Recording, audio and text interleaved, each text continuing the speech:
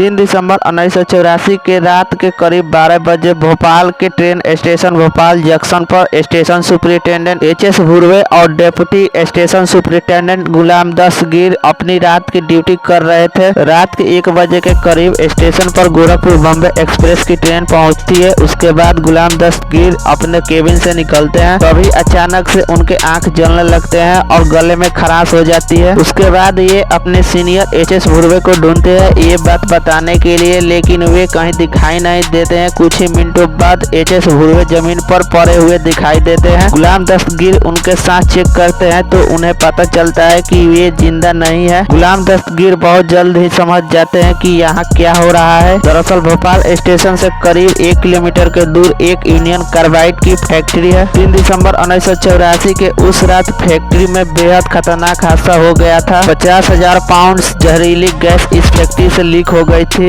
MIC, hydrogen cyanide, पॉजिन, ढेर सारी इस फैक्ट्री से जहरीली गैस निकल चुकी थी और बहुत तेजी से चारों तरफ शहर में फैल रही थी। स्टेशन पर सबसे सीनियर गुलाम दस्तगीर ही है। ये डिसाइड करते हैं कि गोरखपुर बॉम्बे एक्सप्रेस ट्रेन को एक्चुअल समय से पहले ही निकालना होगा। समय के अनुसार ये ट्रेन अभी 20 मिनट स्टेशन पर खड़े रहने वाली थी और गुलाम दस्तगीर नहीं चाहते थे कि ट्रेन में बैठे लोगों को कोई खतरा न पहुंचे, इसीलिए वे अपना प्रोटोकॉल तोड़ देते हैं। वे स्टेशन स्टाफ से कहते हैं ट्रेन को डिपार्चर के लिए क्लियर किया जाए और वे इस प्रोटोकॉल तोड़ने का जिम्मेवारी खुद लेते हैं। इसी बीच देखने को मिलता है कि स्टेशन पर बहुत ज्यादा भीड़ लगती जा रही है। जब ये हादसा हुआ ज्यादातर लोग अपने घरों में सो रहे थे। लोगों को सांस लेने में तकलीफ होने लगी तो कुछ लोग जिनके पास अपनी गाड़ी थी वे लोग अपनी गाड़ी में बैठे और वे लोग शहर से दूर जाने लगे। तो दूसरी तरफ जिनके पास अपनी गाड़ी नहीं थी वे लोग स्टेशन के तरफ भागे। वे नहीं जानते थे कि क्या किया जाए। भोपाल स्टेशन पर भीड़ धीरे धीरे बढ़ती जा रही थी और चारों तरफ लोग खांस रहे थे, रो रहे थे, उल्टियां कर रहे थे। गुलाम दस्तगीर एक प्लेटफॉर्म से दूसरे प्लेटफॉर्म पर भाग रहे थे। लोगों को जिस तरह मदद हो सके वे मदद कर रहे थे, लेकिन इस जहरीली गैस से बचना बहुत मुश्किल थी। जहां एक तरफ लोग स्टेशन की तरफ भाग रहे थे तो दूसरी तरफ हॉस्पिटल की ओर भाग रहे थे। जाहिर सी बात है जब आपके सोते सोते आंख जलने लगेगी और दम घुटने लगेगी तो आप हॉस्पिटल के तरफ ही भागेंगे। लेकिन प्रॉब्लम ये थे कि न तो रेलवे डॉक्टर को और न तो हॉस्पिटल डॉक्टर को पता था कि यहाँ क्या हो रहा है। ऐसे सिम्टम्स पहले कभी लोगों में नहीं दिखे थे। वे नहीं जानते थे कि लोगों को क्या बीमारी हो रही है और इसके पीछे का क्या कारण है। समय था 1:25। कुछ लोग फैक्ट्री में फोन करके पता करने की कोशिश कर रहे हैं कि फैक्ट्री में क्या हुआ है, लेकिन वहाँ से गलत इन्फॉर्मेशन मिलता है। तो फिर सुपरिटेंडेंट ऑफ पुलिस स्वराजपुरी अपने कंट्रोल रूम में जाते हैं और वहाँ देखते हैं कि उनका सभी स्टाफ जोर जोर से खांसते हैं और आंख मल रहे हैं। तब वे उस कार्बाइड फैक्ट्री में फोन लगाते हैं। फोन कॉल पर जवाब मिलता है एवरीथिंग इज ओके, सब सही है। लेकिन फिर जब वे दूसरी बार कॉल लगाते हैं तो वहाँ से जवाब आता है हमें नहीं पता क्या हुआ है यहाँ पर। उधर स्टेशन पर गुलाम दस्तगीर स्टेशन से गोरखपुर बॉम्बे एक्सप्रेस को रवाना कर चुके थे, लेकिन बाद में उन्हें पता चलता है कि एच.एस. भुर्वे दूसरी ट्रेन को निकालने का इशारा देते हुए वे मारे गए। गुलाम दस्तगीर अपनी तो जान बचा लेते हैं, लेकिन अपने जिंदगी के वे आखिरी 19 साल ज्यादातर समय हॉस्पिटल में बिताते हैं। साल 2003 में उनका देहांत होता है।